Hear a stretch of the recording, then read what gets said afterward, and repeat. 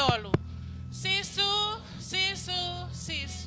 Hallelujah. Ei que mau famalo que te ko he fiafi fa ofa ko ni. Og mau famalo que te ko e tu he me akoto ape. Ei que mau peheni pehe ahoni ko afiona ata. E kai ha mau nga o elele e o tua. Telia na mau pole ai ka ko ke lesi pa mo ofa ata pe afiona. E que mau famalo que te ko he taube pa mo ko famalo. Tamai ho fola e vete a elelo ko to ape que te ko. E peluki a tui ko to ape ke afiona. Pe ok pehe mau hau he fiafi ko ne o tua. Ok mau hau ke holoto nga ko ki mau tolu pe ia e o tua. E que mau vete ho au mau fie mau ho toko ni. I he tapa ko to ape ngau anga e fiafi ko ni. Me he kamata anga e o tua. Ngau ke fa o singa kako ho fola. Mana va ko tua hota mai e ki tu ke au ke loto ko to ape he fiafi ko ni. Tu ko tua ke hoko ia ko e whakatontonu ko e waloki ko e whakapoto ko e hiki ha ko e whaito o e o tua. Ki ha taha aku ne fie mau ai toko ni he fiafi ko ni. E ki o pehe mau lotu ke te koe he fiafi ko ni o tua. Tataki ko ki mau tolu he fiafi ni pea tuku e o tua ke hoko. E o tua e mea ko toa pe he fiafi ke pāna muka kala. E o tua ki he ao e afiona e o tua. Tu ke lelei ia he mau mea ko toa pe. Pea ke langi ia toko taha pe afiona. I he mea ko toa pe mau fai. Whafokia te koe lelei mo langi he tau pe pa mo afiona. Ua whahau alo ko si sukalais ko mau wha mo ui. Amen.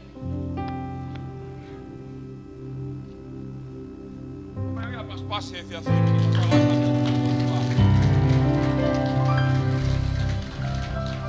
ko fatongia he fia fini ko tari ki tau tolu. Pea ko taimi ko ne passe mai ke fai fatongia ko ni pa ku foki e whakau ki he ngau e ko fai. Ka pau he ke o poto he tari he ke hau customer ai aku. Ka ko ha haku le taha ko te fai he taimi ko tange ha taha ko ke whakai ke eke ha ne teu fein hakulele taha ke ufra matala e detail au business ka lava ke mau hau customer ta ke fra puli a koe hange pe ko me mo vakai ki ai i he o pepe mo Facebook o tol me monite ke he tonaki ko no fra puli ko tari hey o hau ngai ulunga ke heia hau me ngai fra kau ke heia hau mga hinevolo ke heia. Ka e depend e nau pick up koe. Ko hai whakafotunga te ki hanga o whai. Pero o whatongia he whiawhini ko no tari ki tau tolu. Ki e saione pa kono tolotonga e o tua he whiawhi koe ni. Koe mea na aku whakakau ki ai he whiawhi koe ni. Te mi koe na e o mai e whakakau. Koe mea na aku whakakau ki ai. Koe tau ihe ni. Koe tau whai business pa mo tau o tua. Pega pau ko tau fai business pa mo tau o tua. Tau to tonu ho tau lo toke tau mateu. Tahane mea na whakau ki ai. Ko tō taha kau loto ata. Ko tō taha whahoi fua ke o tua. Lawe peke tohi mātiu. Manu ia ki nau tolo loto maahe te nau ha. Ma mata ki he o tua. Amanake ni ke whae tau pressure ho tau o tua. Mea ni te ke mamata ke he o tua ake tunga loto ke hauka mo ia. Mea ni te ke mamata ke he o tua ake haloto lavea. Mea ni te ke mamata ke he o tua ka pau aku mahai ho whakakau. Ko e whiawhini, amanake whai e tau hubo tau whakawhitai ki ho tau o tua. Hei, ko taritari o e whiawhi koe ni. O ange holoto fuaki ma asisu e whiawhi koe ni. Whakautua anga i hoktua. Toko lahe kau ahi ai. Ko tu pe whanau pa me koristonga. Whanau ngau ke nau ki ala muhu. Whanau ngau ke nau ki whanahi. Next voice se tahana aku pick up. Ko tō mui mei haka nau me kau he kau hiva pa mei mua. Hei! Ko rea tō taha koe ni mahala ko tō taha ni au kai ene manako ana ke ta whaaki koe ni. Ke tau whakakau ki ai. Nā hira me pe tau ni. Ko ne taria sisu. Pea tōia mei moani. Oua te tau tuku no ai ki nau tolo nau hau ki ho tau sai one. Taimi ko toha pea ku huu ai ha customer ho mau ki whare koloa. Ko taimi ko tangutu ai me ki whituko ko tangutu ai. Ko ku sio mai ko kai ke vavea vila mo soyo tai tō taha ni ko kai la mi office. Tō taha na ku huu mai. Tō taha nei tua. kulotoia. Koe ku fie mau ia. O e ho e tō tāko ni pia foki he matapa. O ku i kai lato e ne fie mau. O kai ke te hanga ngoia ku welcome ia. Nea ngā paka haiki mea ku mau mau. Ka koe te whakamatala i le lei PS. E maua service. Pe hoko whakafie maari e. O kei he ni kai hopat. Toko lahi au pite tau kawa ahi he fiafi koe ni. Koe ku whehui. Ko ke lululu ki ai. Ko ke whakarea ki ai. Ko ke anga fwoi marimari ki ai. Nau ke moua pe ko he nisi mai ke kau hiva. Hei ko tau kau hiva tataua i pe mei muani. Ki e ta fwoi marimari ke tau kawa ahi he fiafi koe ni hiva. Mena ki fwoi hiva ki he tau kawa ahi. Pea ke tau tari tō tāko tō pea ke tau pas i he fiafi koe ni.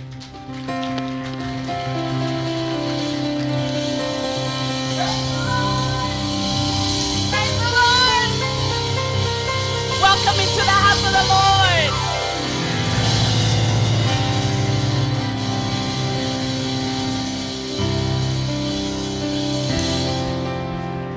Hallelujah.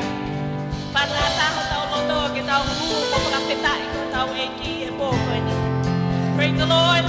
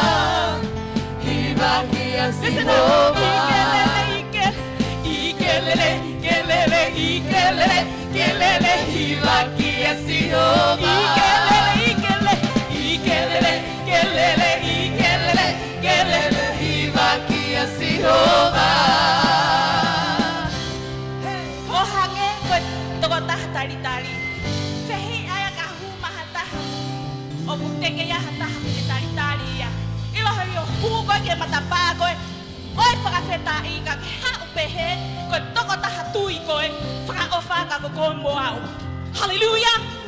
Koe feitu enu e whakawhetai. Ka nake hao ke mamahi. Koe feitu enu e pia. Ka ke hao kuaha mafasia. Feitu enu te ne alasia i koe. Hallelujah. Ikelele, kelele, ikelele, kelele. Hibaki e sihova. Ikelele, kelele, ikelele, kelele. Hibaki e sihova.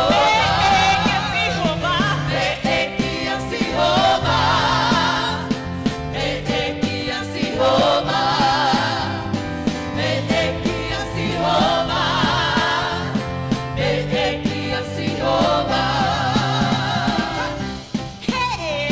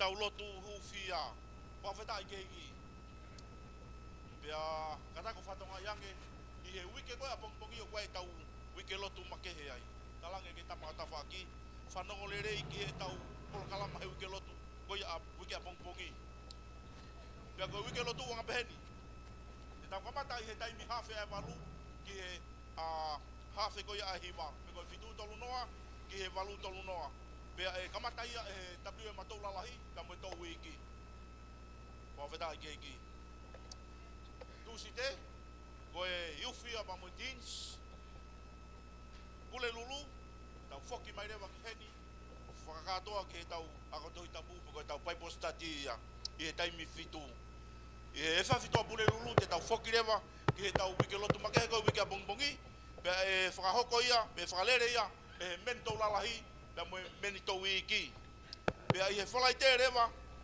te tau foki katoa mai ke tau taimi lotu hufia ai ko hafe ko hongo fulu ke hafe ai tataha ma winga upito ke hanga o iloi ai e fia fiko te ke hawai e meni deri ana ke hau ko e fia ko ma tua ka hawa file motua ia be ko e fia fiko file ma tua hawai ha motua tangata ia ma winga ke tau fanongo lerei be ke ngatai tau mau ai fanongo nongo o e fia fiko ni ko e kavenga ni o faamu ai sina pasta ke tau lotua I he wike lotu makehe ko ni ilo ko ke hame ai fainga ta ki he otua dan ko tau Hawaii he lotu o ku hanga e otua o afio I pe hanga o ngo ia ere o kina tolo kunau tangi hono lotonga emeni tau faamu ke tau hufia mu tau lotua ke tau renovation ko go lotonga fakahoko e ka ke ngatai tau lotu ke to apa mai visone ko visone foki tala mai he tau visone ko tau vision segment ke tau ave of fasi su klaisi ki he community pe ka ke ngata community ka tau ave ya ke ki he fetu ko ala ki ai fa feta ki ki le ko no tolu lotu mau pe mo family fa feta ko ngai ka ve ngai ya ba bau te haka ka ve ko fam ke hufia pe ke lotu I he wike lotu makehe ko ni kata ko fatonga yange ko sapate ko ni ko tau alat ko ki ai ko tau sapate fa ke pasi ya tange ta mata faki ta fa ke pasi ya sapate ko au ta lo pe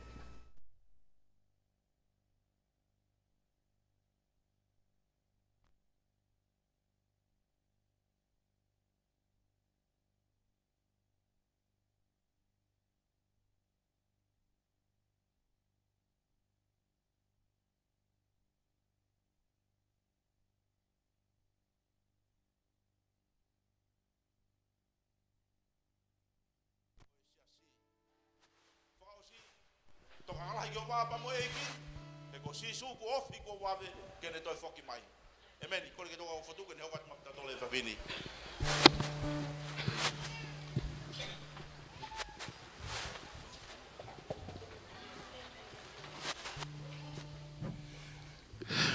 fa veta ke eki ko rat ka ngo asa to ko ke na katak mai yo te ke tanaki tau ngai ba ngo fulu ko tau kai misiona e he fiafi ko ni ko fampe ke ulau e folofola ko ni ma ki tau tolu ke falo tolahia ki tau tolu e te ko ni ke tanaki e tau ngai vai ngo fulu pe mo tau hat for the house e he fiafi ko ni ko fampe ke o mai e folofola ko ni he to malakai pa ko vai ko no tolu ves ko no ngo fulu ko folofola nga mahen pen ke tik tau tolu ko fampe ke to famanatu ke tik tau tolu ai folofola ko ni ko tai no tau talango fuai ke folofola ai otua ke me ai o hoko he time ko talango fuai ki hele o otua fa betai ke eki malakai vai tolu pa ke veso no fulu pe no fale mo omi angai vai ngo fulu o me a ki he tukunga koloa ko wi ke a me akai ho fale ya mo ai ia yau o pe e shova o ngai kau tau ke fava ngai matapa o langi be kai ya uriringi hipo ke te ki mo tolu hata puaki e ikai hapotu e pahao ia ki ai e kai nga he fiafi ko ne ko hao he fiafi ne ko tiko e ria mau inga ni e tau i ke ki ko ngani o e tau worship ke o tua ai vai hongo fulu pe ko tau tai o ki kai ko ha ko nakieni a toi fahinga to ka teline ka ko ha ko nakieni ai folofola ai otua o ki hende ngo me ala lahi e ua he time ko tau talango fuai ki folofola ai otua uluaki ko hanga he otua o whakaava ai matapa o langi kanelingi hifo ai tapuaki ko fampe ka pin ke pakaloto lahi ki tau tau ua ka ha me tau fai ai vai hongo fulu uluaki ko vai hongo fulu ko whekauia ai otua whaweta i ke eiki talangi hema mo mata ko vai hongo fulu ko whekauia a Sihova ko ke te ha me e te maalunga nge he mo ui ko nika ko taime ko whekauia a Sihova whaweta ko taime ko ke talango fuai ki he whekau ai otua ko hono lau talamai e hanga he otua whakaava langi ka ne hua i hipo tāpua ki pe hei kai ke aha potu e whaahao ki ai iki ni mare ku ne fie mau e tāpua ki he fiafiko ni uluaki talango fua ke folofola ai otua ke ilo e lotu he ahoni pa mo ui whakakalistiane mo e tau hi ke otua ko e talango fua ki he otua whaweta i ke eiki paspasa ke eiki he fiafiko ni teke mai he kau hiwa tau hiwa ke tāna ke tau mea o ka he fiafiko ni ko le peke tau hang ke otua he lotu ke tau lotu otua mafi ko mau tamai ta ngata ai afiona mau hau ke Elia ko ni ko Elia en pe mo whakapuli eni o e tāpuaki pe mea te koe o ke kaha taha ia hen ten tai fie mau ai tāpuaki ai afiona ke kaha taha ia hen ten tai fie mau ai monu ia ai afiona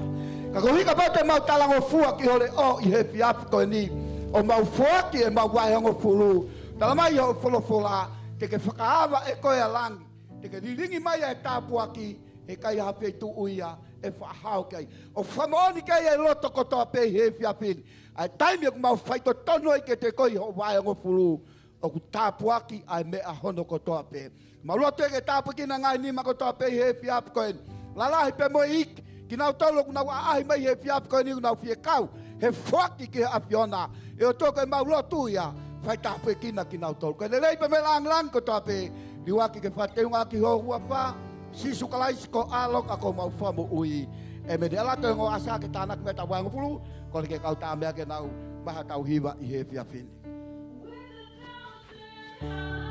Hallelujahs, we magnify your name.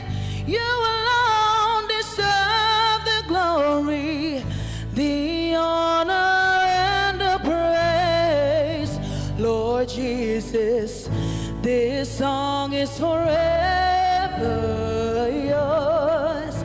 1,000 hallelujahs and 1,000 more with 1,000.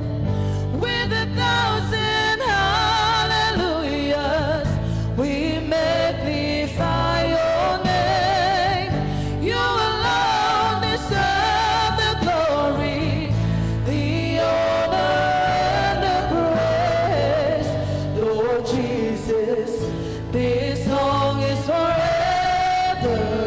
yours.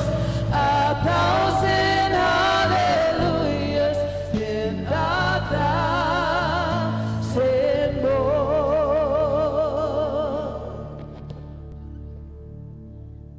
Hallelujah. Mo mea ke ke olunga.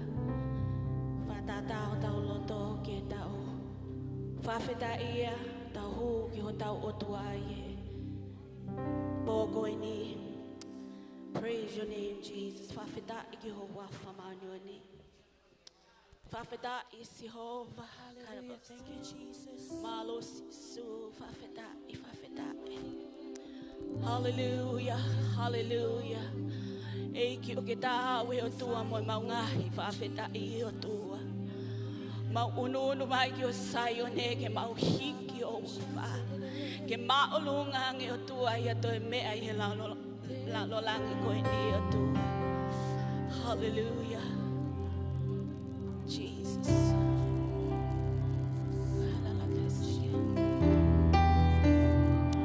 Oh, hallelujah.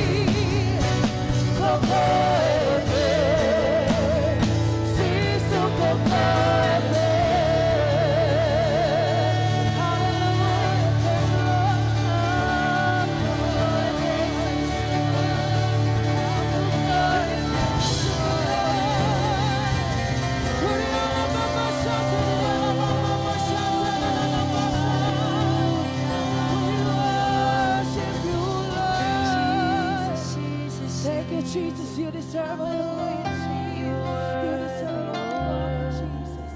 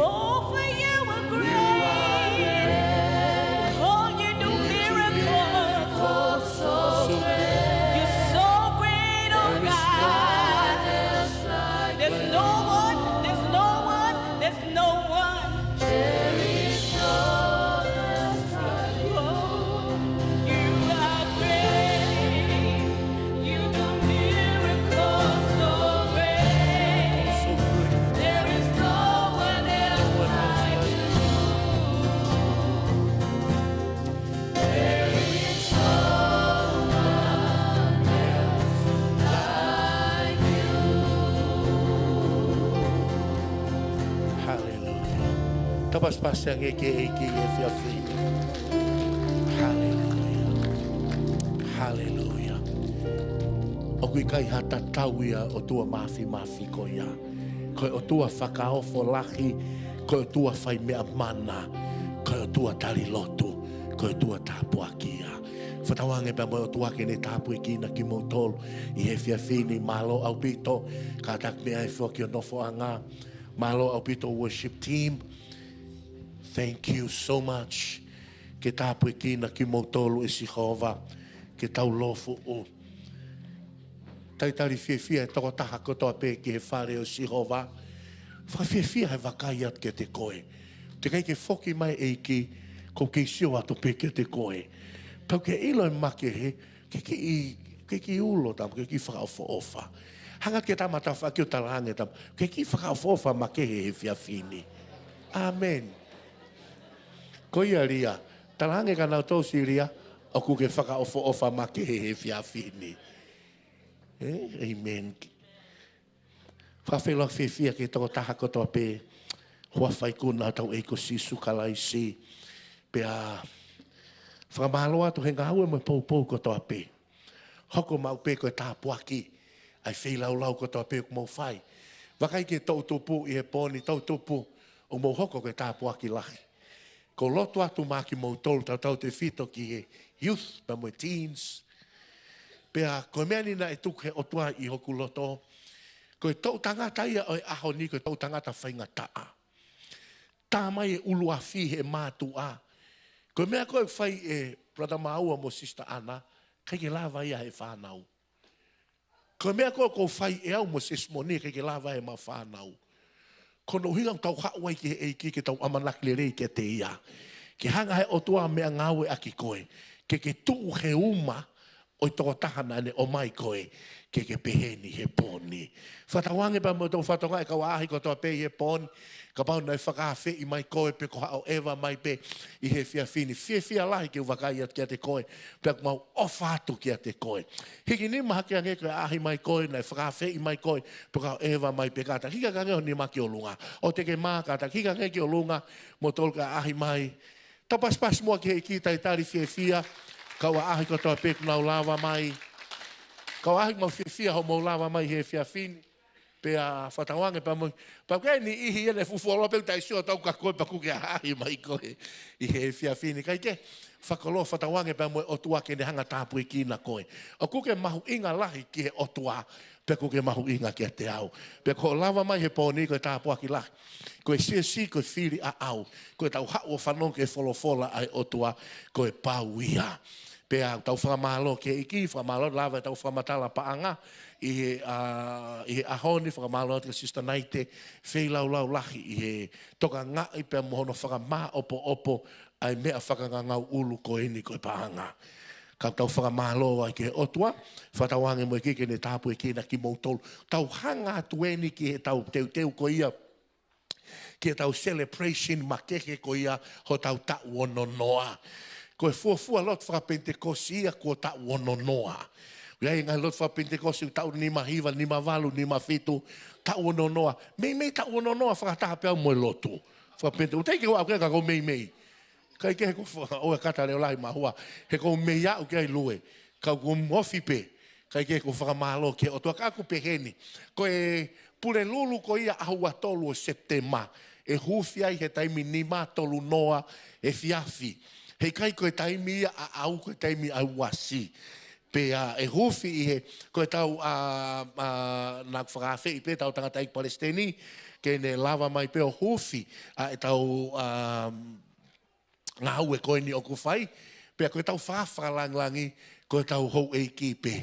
Koe tau no pere pe e whawhakalanglangi ai.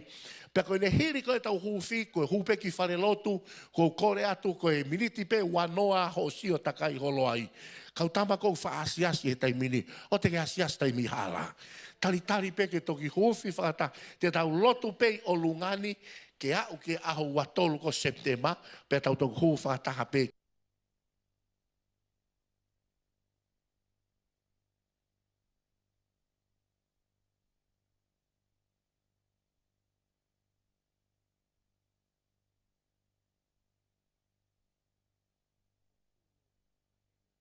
me a ngā ue aki ho tau ki whare lotu ke mo ui ai e ka kai toko lahi.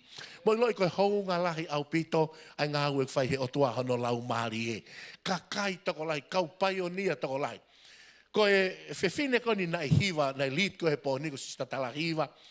Ko ene whine e ki, ale ota, koe kauia i he fuafua ului o ku kei mo ui i he ahoni.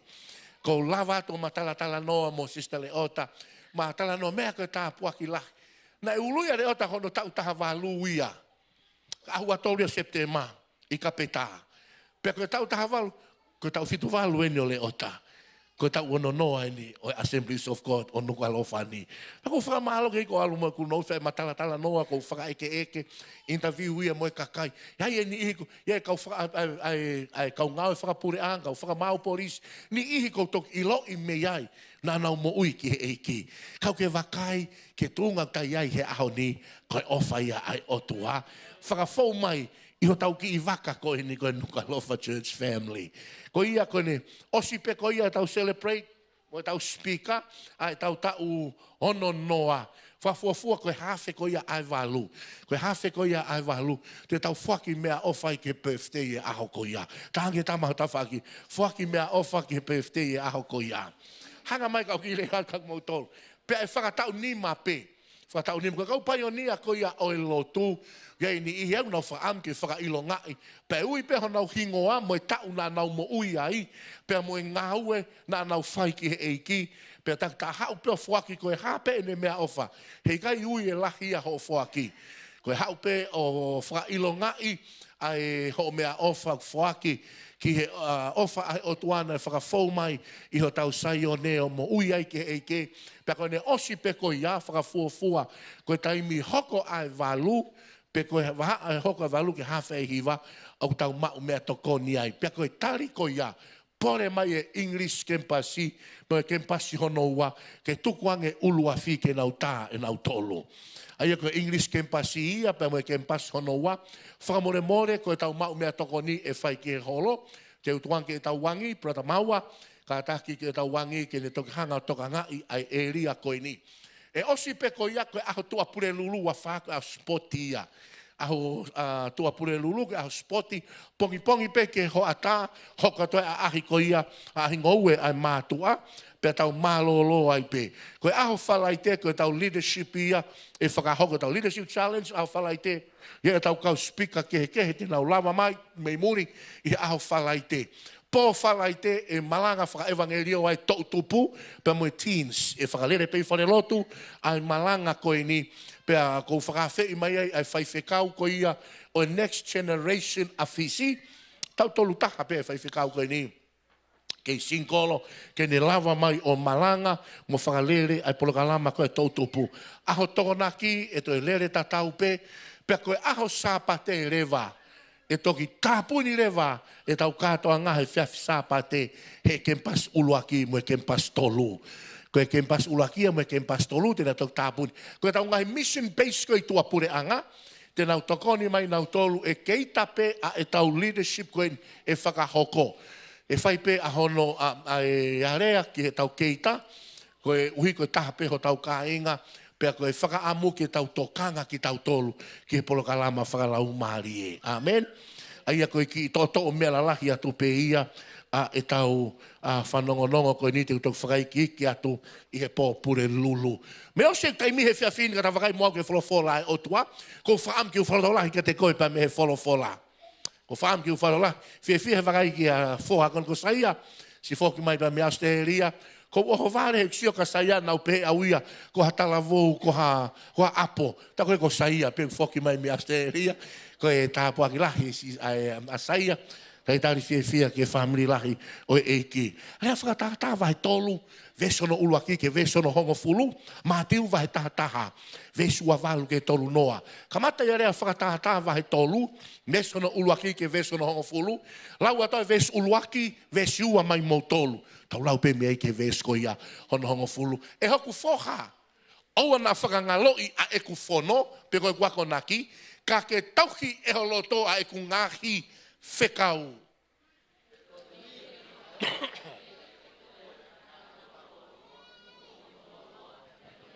Heki ni mangu whi mo ui fuoloa. Heki malunga.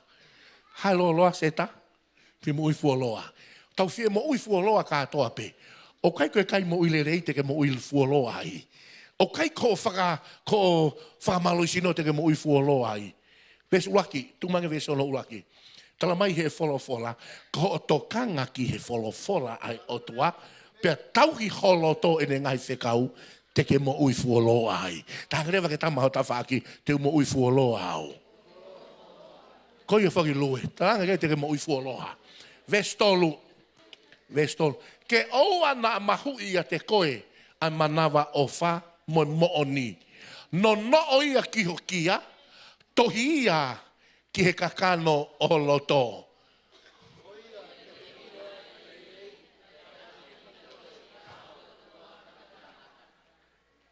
Falala ki a Sihova aki holo tōko toa, pea oua nā ke whaki ki he poto o ou.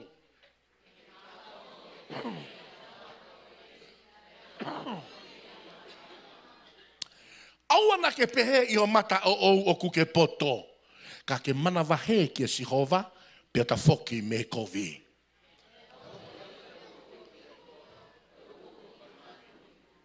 Whaka apa ki a Sihova, aki ho koloa, pe mo ulaki fua o mea kotoa pe, kua tupu.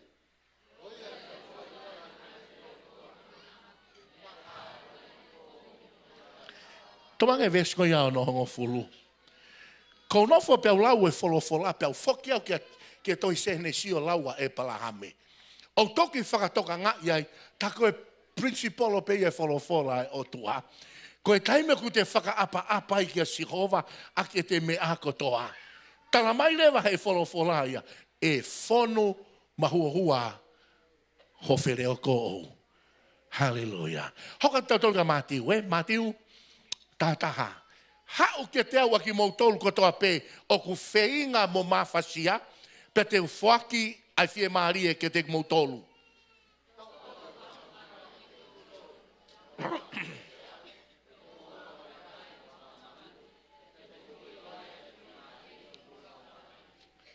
Tau lau whaste vestolu noa ua tolu. He oku whaingo fua pe e ku hamonga, pea oku maa e ku kawenga. Whakaosi ua tolu. He oku whaingo fua pe. Kawenga e fia whinu pe hano whakarea, ko hai te whalala ki ai. Ko aluatu pe mohoku mamahi, aluatu mo e ku fie mau. Aluatu mo hoku palo parema. Pea ka pau hei kai te ke lava release ki tua ho palo parema, e tupu ia holoto. E hangere wa palo parema ia hufanga e whakatapu ko e hanga tāmaki. O ke ile na tole hanga tāmaki, ka i kai ke toka ngai e hanga tāmaki e to tolo ia te koe. Tau pe he peu ka mata ia honi ma.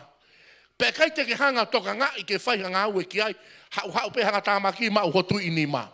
Hau pe hanga tāmaki o mau kotoa honi ma. Na e mamahi pe a mua, ko mamahi katoa honi ma, ko e palo pare mai ia, ai foi hanga tāmaki. Pea ka pau te take tai tokanga pe. Hangi mui mai ka teo, au e tai tokanga. Ka pau te take tai tokanga pe. He aluake hanga tāmaki o mau hopo i te ringa, pe te mau mo ngutu. Pea whai kehe rewa ho le a au.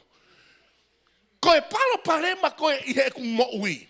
Kai ke uhanga release e palo parema. Pe ko e mamahi. Pe ko e kona. Pe ko ha mea neu fauai. Kai ke release ki tua. E whai kehe hoku fōtunga. Pe whirau ke i rea whaangau e aki. I he mala au e lotu. Tau te fito ki he. Kau fine mui. Ke teu whakaofa koe, kau kai peke ke si tala vau. Teu whakaofa.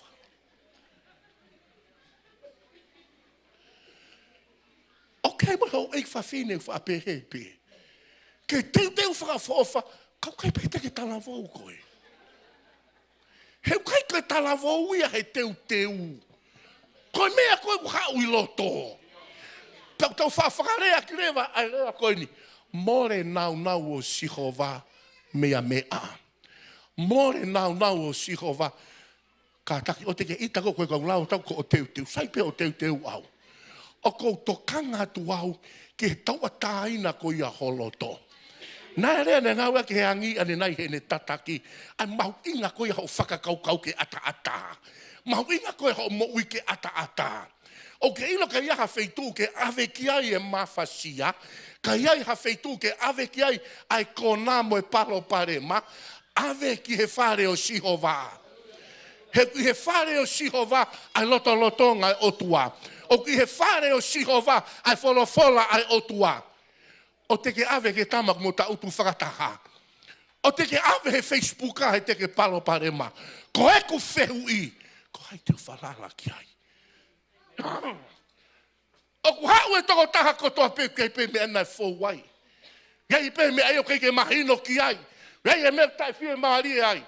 Pa te pehe atu. Foto. Ko hai te whalala ki ai.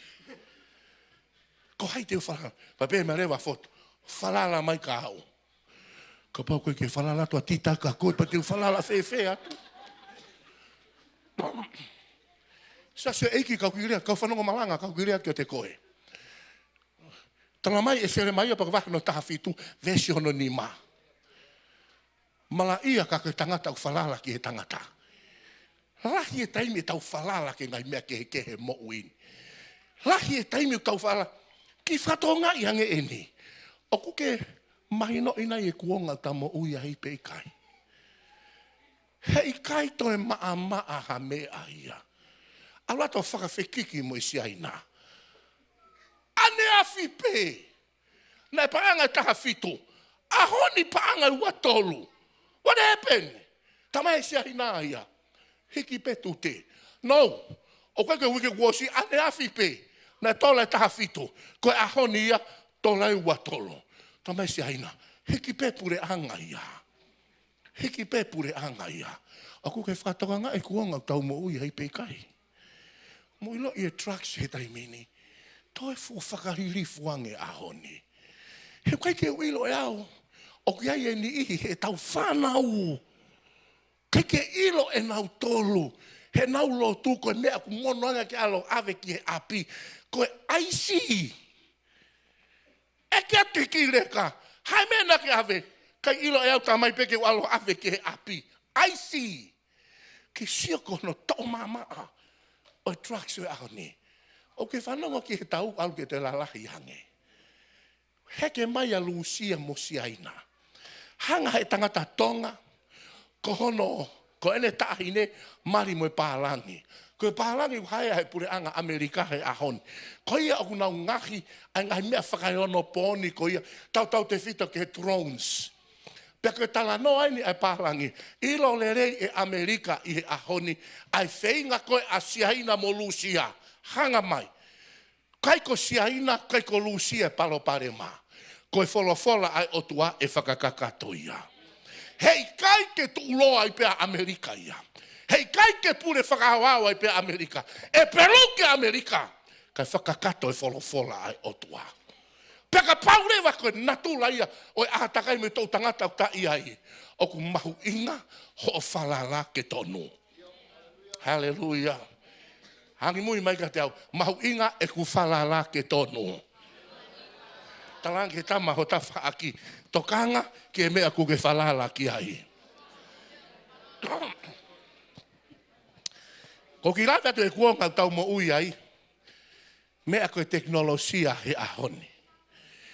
Kou tai e ku kaureka, kai pe lava mawahe, ai teknolosia ai mei ai. Hange ia hafo i u akune osi mau e ia.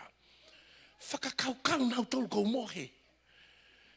Tolu hengeni. Hu he lalo mohe ngā. Tokoto ai moe, ai pe tipe koe, laptopu whetakai ai. He teknolosia. Peko tau e lume pe kauka tai. He kai peke ririu ia. Peko e ku hau ke talane eiki. Ke te talatala ka hai. Ko hai te alu ki ai. Moe kwhie mao. Ko whai whekau au. O hau e kakai o kore lotu mai ke te au. Ka kou si wau hono whenga. Sapa te kōsina ku malanga. Pea la vei ko foha sa pa te ko osi. Ke fo o. Pea ku kamata ke ha o loto whakai tangata ke te au. Pea talange ki ai foha. Ko ke osi tau ta walu. Ko tau ta hivaini. Ke kei maa pe koe ka te au ke uhiki ni mataha koe ki o lunga. Ke kei maa pe koe ka te au. Tamai he ne whae ka te au. Tohana la vea pe hoko ha mea ka koe. Pea talange e o tua. Teu alu ki whe ko hai teu whalala ki ai. Tau whire pure anga ko e tau whalala ki ai. Te kai ke lo atu, tō lalo e tau whalala. Tau te whire pure anga. Tau whalala atu pe, te tō lalo, tau whire pure anga. Tau ene hongo fulu. Foi tau e hongo fulu koe ni pure anga nima. He tau e hongo fulu a pure anga tonga, koe pure anga ke hene nima kuna whakalele. O kou tala noa he fia fini, he kai e mea whaka amu, ai wholofola ke tataki ki tau tolu ki ai. Ka pau o ku whainga tā ia koe mo au. I he ahoni. Ko ta hanga he palo pare ma. Ko ta hanga he totolo. Ko ta hanga he whei lau lau. Se ko whanau pe te nau whewhe ki nau tolu. Se whake ko whanau pe ka hae tuunga te nau i hai. Ko e ku pore he pōni. Ka i kai ke tau lalanga ha platform ke mo uiai e tau whanau e toi whaka ofang e ka ha uia. Ngahi mātua, kaha he rea iloa na e whai he tamai ke te au. Foha, kono uhinga ia o kou o mate ai he lotu. Pe whewhe tu unga o kuke iai, ke mo ui he oho mate nā ku whai. Ko hai teu whalala ki ai. Ka pau o ta whainga tā ia he ahon, hua noa ai si tu unga o iai e whanau.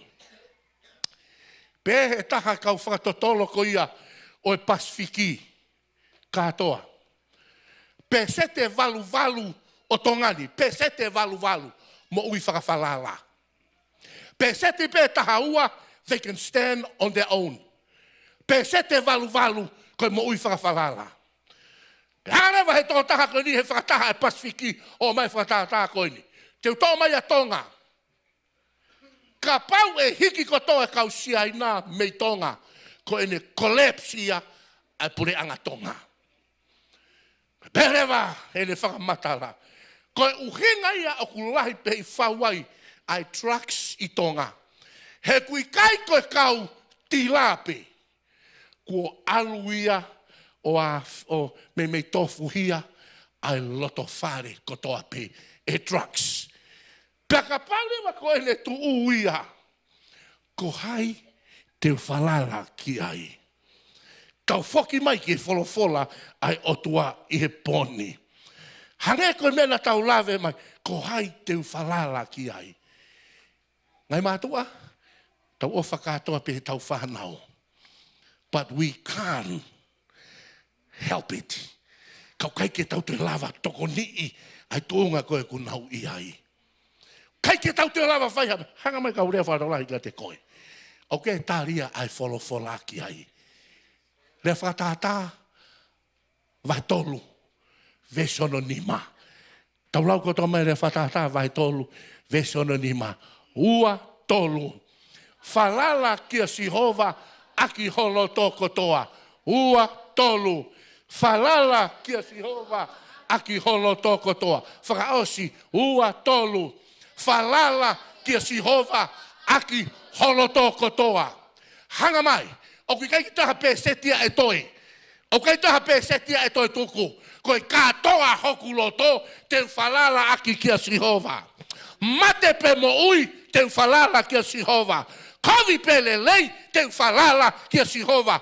Hoko pe tai hoko e mea ko ia, te whalala kia Sihova.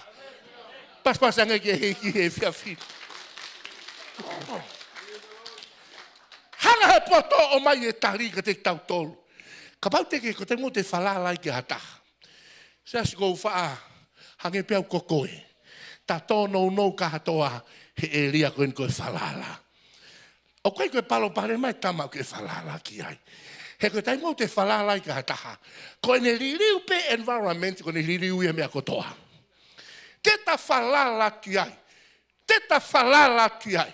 Koe ne ririu pe environment pe koe ātakai. Kuri leu e mea kotoa ia. Ai ke toi fe i. Koe no ngata anga pe ona ia. Hanga rewa e Jehova o mai e tari.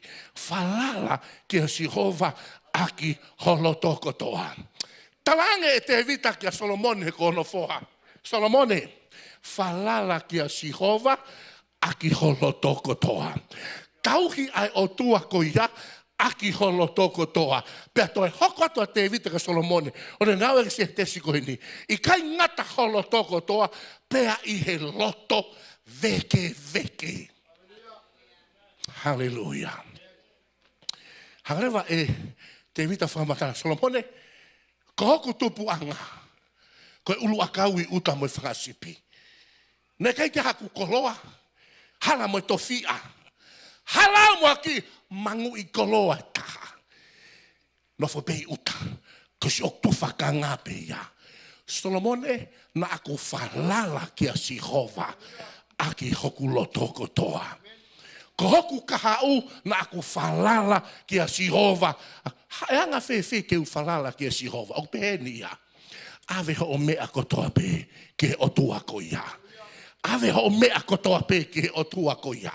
Pea falala te vita kia Jehova. O vale pea te vita ia. Kua pani ia e Jehova. Ulake poini ko whan ke utala noa ke te koe. Ko falala ke Jehova aki ho lo toko toa e pani ko e Jehova. Hange moi mai ka te au e pani au e Jehova. Kai ke ina pe ko hae e ria. Ko hae ngā ue. Ko hae tufakanga. Ko hae mea e whaka ata e o tua kia te koe. Kaka paute ke falala ka kato ke Jehova. Ko ene palo me sieni ai o tua.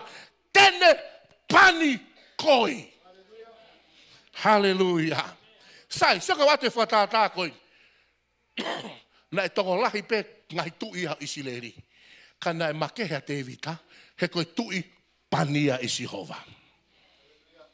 Na e tongo lahi pe kau palo fita ia. Kana e makehea Samuela, he na e pania e Jehova. Na e lahi pe ngai whae ia. Kana e makehea ana, he na e pania e Jehova. Hako ke falala kakato ke Jehova. Ngai mātua ka whanau lahi at te koe he fia fini. Ia ko i ho whanau, ka iaha taimi te nau tōai ke he kovi. Ka iaha taimi te nau tōai ke ha whaingataa. Ka iaha taimi te nau tōai ke ha palo parema. O hake kotoa e nau mo uio ave ke Jehova. He i kai te nau tue noa ki nau tōlu. He i kai te nau more. Ko whanau fwe malanga mo tala loto ai tangata. Malanga iloa he aoni la mi Amerika. Kai ki o amanaki au kupehe. Kāra malanga iloa koe ni. Drugs hono whoka e taha. Paro parema e ne tāhine ana e taha. Kai malanga pe tama koe ni. O vare hono o mai ki mui e historia mo tunga ki ai. Ai family pe perewa he tama ia, he tama malanga koe ni. O kui kai koe tau malanga pe te tau hao a koto ai. Ko o makehe koe o tua, ko koe ai tāketi ai Filipe koe te wolo. Hange koe nau tāketi a tono Trump e Iran, o ku pehe hono tāketi koe e setane. Kakapau teke nofo noa pe koe, kai ke hapalo parema koe ia ke te wolo. Peperewa he tama koe ni, peutalangi e Jehova, te u falala kia te koe, aki e ku whanau kotoa. Kai ke te ilo pe koe hae mea ke u whai. Kai ke ilo pe koe petreanga whewhe. Tala mai he tama koe ni. Koe rea mai koe o tua ke u falala kia te ia. Na e toki mahino kia te au e uhinga a Jehova. Ke leo te mko ke falala i ke hataha. O ku ke tala kia i ho whakapuripuri. O ku ke tala kia i ho ki i mea kotoa. O ku ke lilingi koe ki ai. O te ke ofo he te mu asi mai he Facebook ha. O te ke ofo e te imko asi mai ngai tala noa ke he. Koe ui ko falala ki he tamahala. Tu ke fotua ke te koe i he fia fini. Falala ki a Jehova. Ko falala kakato. Sia si mana tui koe ko tala noa nea koe mo au. Koe ko tala noa au ia pe mo whaiwhikau ri pulu pe ko whawolo. Koe ta tala noa mo o tua. O kua fio i pehe o tua pe moni o falala hange ki a te ia pe i kai. O a fio i pehe o tua hota loto. Ka koe ni pe, ka pau te ke whalala ke Sihova aki holo tokoto, ko ene palo mesi tene pani koe kohono ua, koe palo mesia ai otua, he taimi te ke whalala ka kato ai kia te ia, tene toni koe. Hangi mui mai ka te au, tene toni i au. Hanga mai ka huluia te atakai e whalala te vita ki he otua. Alata te vita whai ni taha ape, he lotolotonga ko saula. Whaka amu e kautonga ke nau tuu mahe lotolotonga e ne awhiwhio. Whai me ai. Tau whaka amu ke tau whai ai tare niti ai. O mai a te vita, whaka ari ne taha ape. Lolotonga pe taha ape a te vita. Hokai e saula ke tau. Mare ei pe te vita ke ta whaaki ha malanga lere. E o tua nak whalala ka kato aki o guloto ki a te koe. Hoka iau e saula. Talamata atu kai o tua. Koe mea na ke hao ai. Ko ke whalala mai ki a te au. Ka na ke whalala ki ho poto, tau e hoka saula ho te ringa. E tau e hoka saula ho manifi. O kuke kei hao, ko ke whalala mai ki a te au. Hoko atu e vehe si i lalo. Pea oua na ke whaki ki ho poto o ou. Talangi he toko tangata whaki, poto ange pea Sihova ia. Uluaki, pani koe e Sihova. Kono ua, tene toni koe. O kiai rewa ai whaahinga, whai mea ai otua, whainga tataki ai otua, o whakaofo. Hange koe ni kau ki whakatātāki. E anga whewhe ke tui a te vita hano pani. O si pani he otua te vita hoko koe tui ia o Isireri. Koe kalau ni mo e mawhai o kukea saula. Kei mata ke pe mo sona tane ia. How can it happen? E anga whewhe. Koe palo mesa o tua hono tolu. He taimi te ke whalala mai ai kia te hau. Teu tataki koe. Hallelujah. Ia rewa e tau ki hiwa o kupe he. Teu mui mui ma upe ki he eiki. Teu mui. Ia e kalasia hena.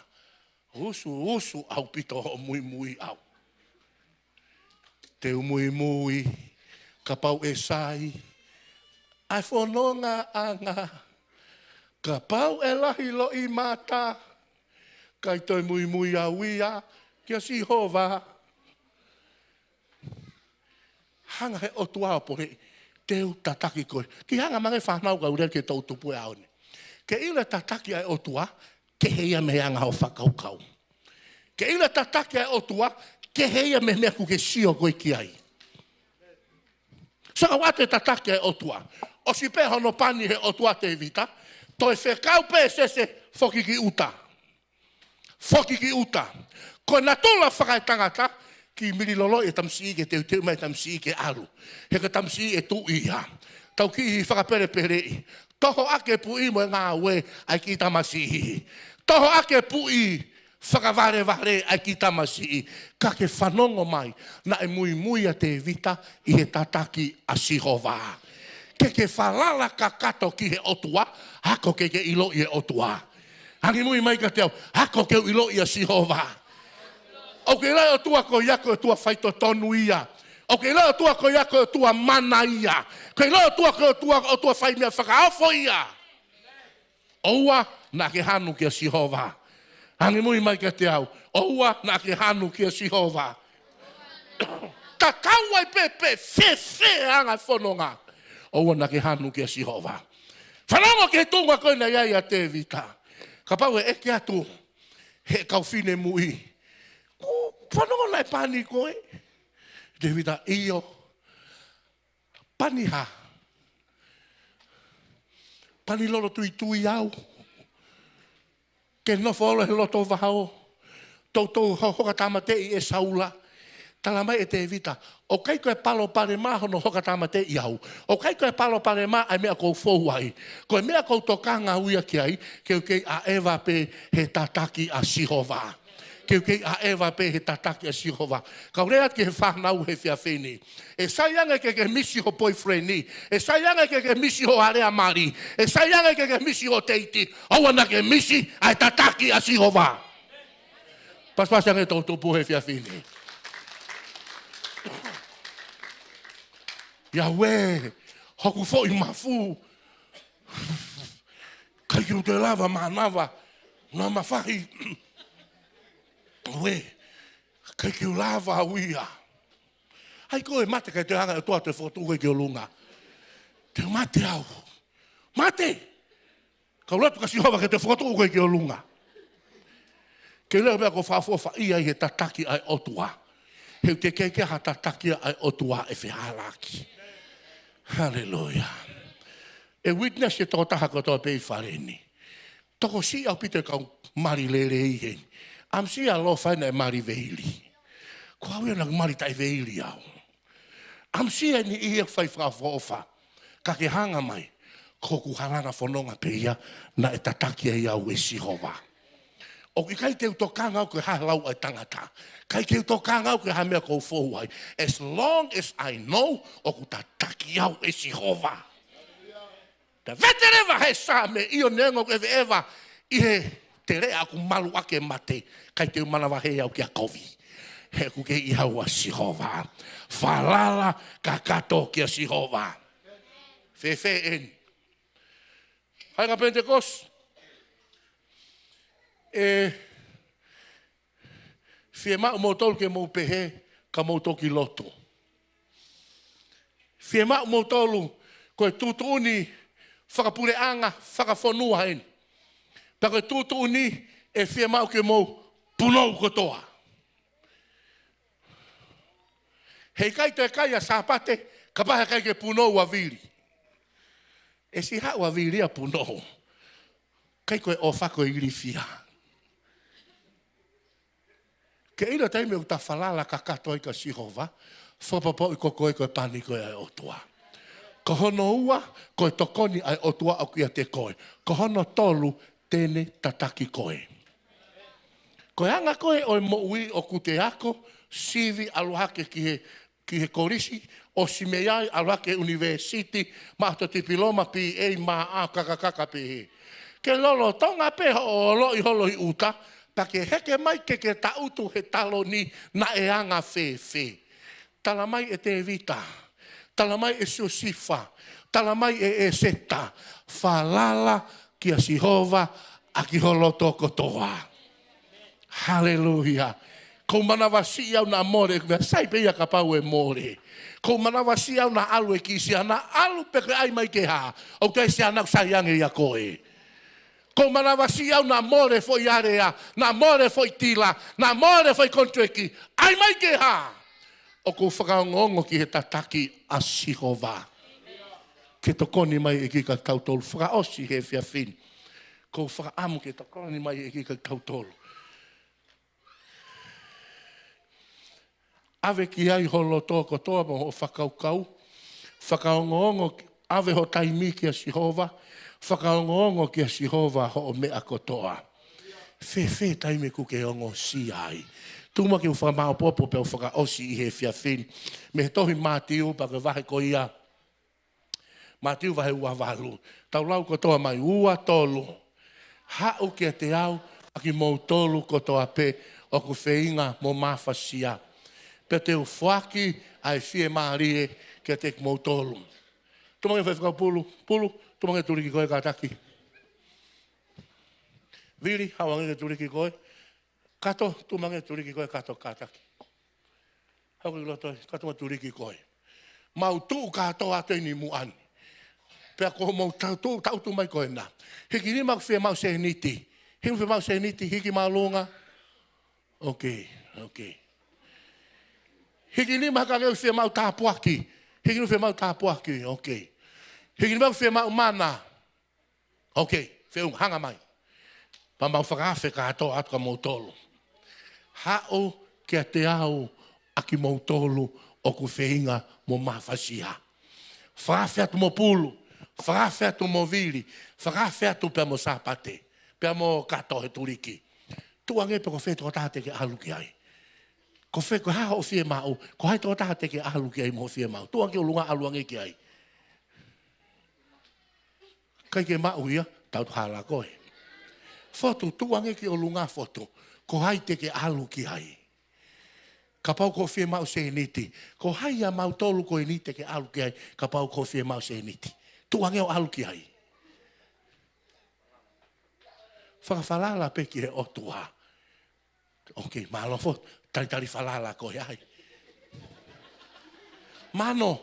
Tuange ki olunga mano. Tuange mano ki olunga. Ke fie mau se niti. Ka pau ke fie mau se niti. Ko hai te ke alu ki ai a mau tolu katoa koe ni. Tuange ki ai. Whalala peka Sihova. Sihova, manu enu whalala ka koe. Hanga mai kaurea tahe ku poini he poni. Koe taimi o ku tataki ai a Sihova, tene talatu eia toko taha kia te koe, kai te ke amanaki koe ki ai. Koe mau tō koe ni mahako pulu lai taha ene se niti. Ko katou whikaua lai taha ene se niti. Ka e ave koe e Sihova ki he toko tātou tonu koe ia. Tala mai rewa e sisu ke te tautolu ene whakamā opo opo. Hau kia te au a ki mou tolu kotoa pe o ku whiinga mo mawhasia. Ane hoa tā. Hau whai e ku lotu ku auto taha pe office. Pako hanga koe ki he kipe o talange ho tua, ki ima mawha hoku mā ngā ue eki. Ki mamafa e to koe ku kore ni o tua. Ke palo mesi mai, hau kia te awa ki mautoro whenga mo mawhasia, pe te ke whake whie maharie. O tua ko haa hoku loto. Ko ngā ue o ki istaka e ngā ue he taimini.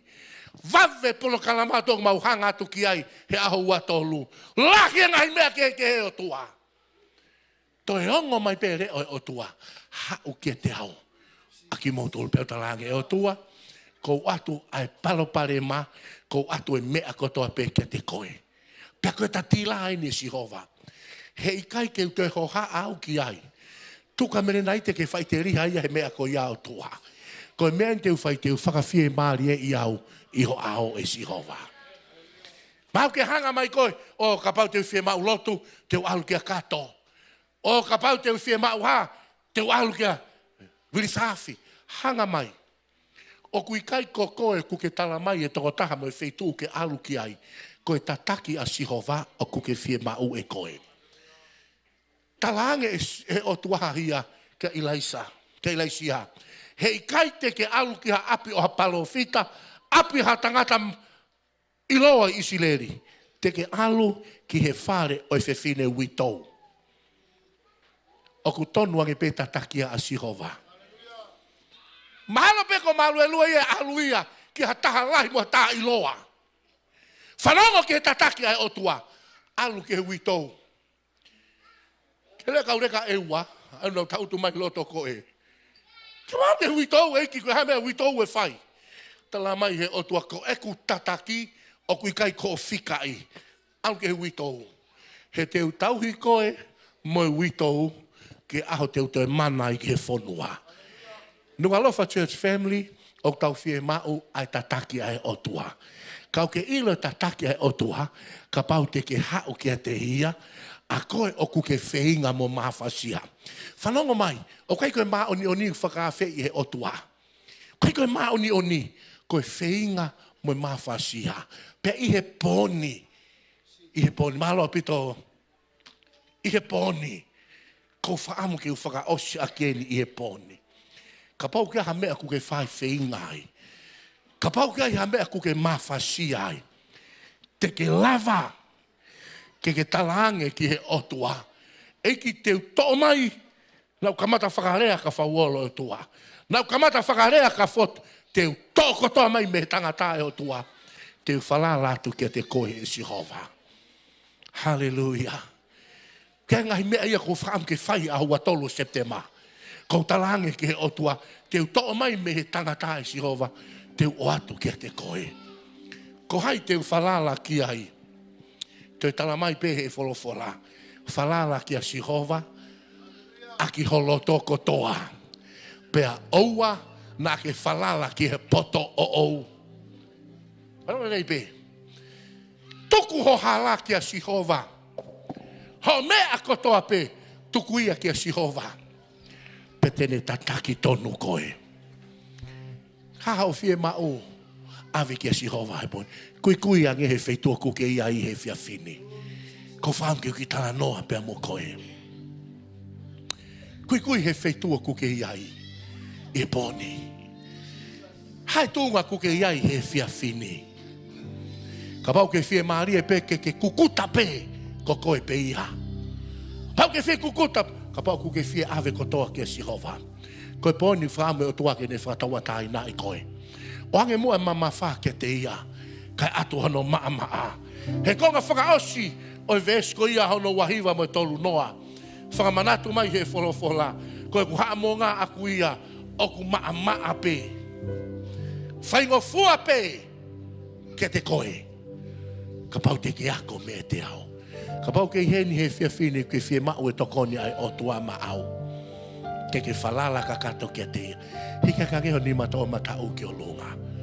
Heni mato, whatawa ke tāpui ki na koe eiki. Tui whaha ni maki lalo. Ka taka ke o lunga e toko taha kotoa pe. Hiwa mai kau hiwa e taha. Ka hiwa mai he kau hiwa he fia fini. Ka pau nei hiki honi ma. Kai ko hau au ki he sia sipe koe tangata. Ko hau au ki he otua. Koe orita. Koe whitu uia o i tuku lolo mo i tuku pā kia te ia. O kata e orita kia te koe. Koe palo mese otua ka pau te ke whalala ka kato kia te au te upani koe. Ka pau te ke whalala ka kato kia te au koe palo mese otua te utoni koe. Ka pau te ke whalala ka kato ki he otua. Te utataki koe.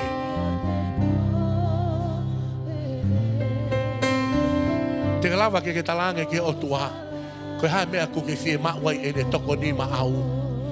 Ka pau ko whanau tang e Sihova. O ko watu e ku whanau kotoa ki o ni ma. Ka pau ko pisinisi. Ka pau ko ngā ue. Koe hape mea ku ke fie mawai toko ni anu. Koe ne palo mesi. Falala kia te au. Pete whai au ia ma au. O ku ngata pe tokoni ai tangata.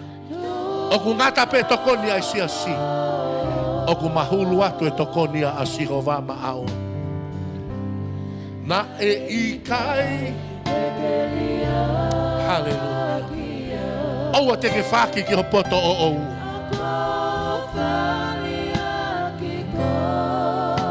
Jesus. Kua falala.